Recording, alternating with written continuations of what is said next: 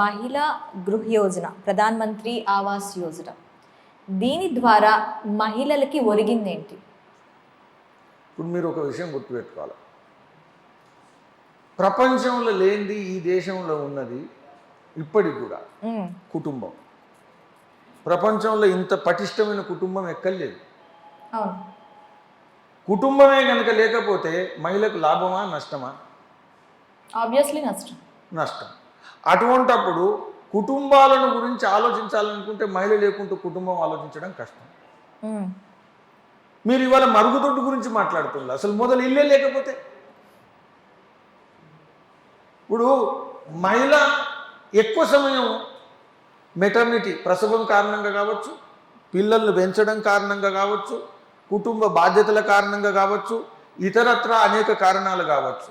ఈ కారణాల వల్ల అందరికీ నివాసం అవసరం, అందరికీ ఇల్లు అవసరం, కానీ అందరికన్నా ఎక్కువ ఎవరికి అవసరం?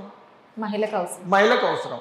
కాబట్టి ఇల్లు లేని సమాజం ఉంటే అందరు నష్టపోతారు, కానీ అందరికన్నా ఎక్కువ నష్టపోయేది ఎవరు? మహిళలు.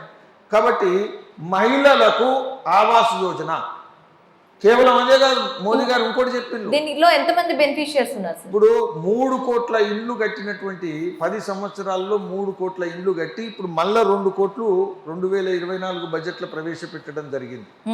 అయితే 3 కోట్ల ఇళ్లలో సుమారుగా 70% కన్నా ఎక్కువ, 70% కన్నా ఎక్కువ ఓనర్షిప్ ఈరోజు జాయింట్ ఓనర్షిప్.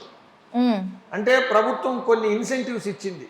మహిళ పేరు కనుక ఉంటే నీకు వడ్డీ తక్కువ ఉంటుంది, నీకు స్టాంప్ డ్యూటీ తక్కువ పడుతుంది, నీకు రకరకాల ఇన్సెంటివ్స్ ఇచ్చింది. 30% ఆఫ్ రిబేట్ కూడా ఉంటుంది. వీటన్నిటి కారణంగా అందరు ఏం చేశారు, మహిళలు కూడా జాయింట్ పెట్టారు. మహిళల యొక్క జాయింట్ ఓనర్షిప్ పెట్టినప్పుడు మహిళను నిర్వాసితులు చేయడం కష్టం.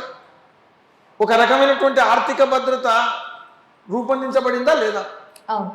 సో ప్రభుత్వ నిర్ణయం కారణంగా, విధానపర నిర్ణయం కారణంగా ఈరోజు ఇల్లు నిర్మాణం జరిగింది, ఇల్లు ఓనర్షిప్ మహిళ మీదకి వచ్చింది. కాబట్టి ఒక రకమైనటువంటి భద్రత కూడా మహిళకు లభించింది. నరేంద్ర మోదీ గారు ఒక విస్తృతంగా ఆలోచించి, దీర్ఘకాలికంగా ఆలోచించి తీసుకొచ్చినటువంటి మార్పు కారణంగా ఈ యొక్క ఇండ్ల నిర్మాణం ఏదైతుంది, తెలంగాణలో మన ఇల్లు నిర్మాణం కాలేదు. దీనికి కారణం కేసీఆర్ ప్రభుత్వం. మేము డబుల్ బెడ్రూమ్ కడతాం, నువ్వు చెప్పినట్టు వినం అని చెప్పి డబుల్ బెడ్రూమ్ కట్టలేదు. నరేంద్ర మోదీ గారు కట్టినటువంటి ఇల్లు కూడా తీసుకోలేదు. కాబట్టి ఎన్నైతే ఇల్లు నిర్మాణం కావాలో తెలంగాణలో, దేశవ్యాప్తంగా ఎంతైతే నిర్మాణం జరిగిందో ఆ నిర్మాణం ఇక్కడ జరగలేదు.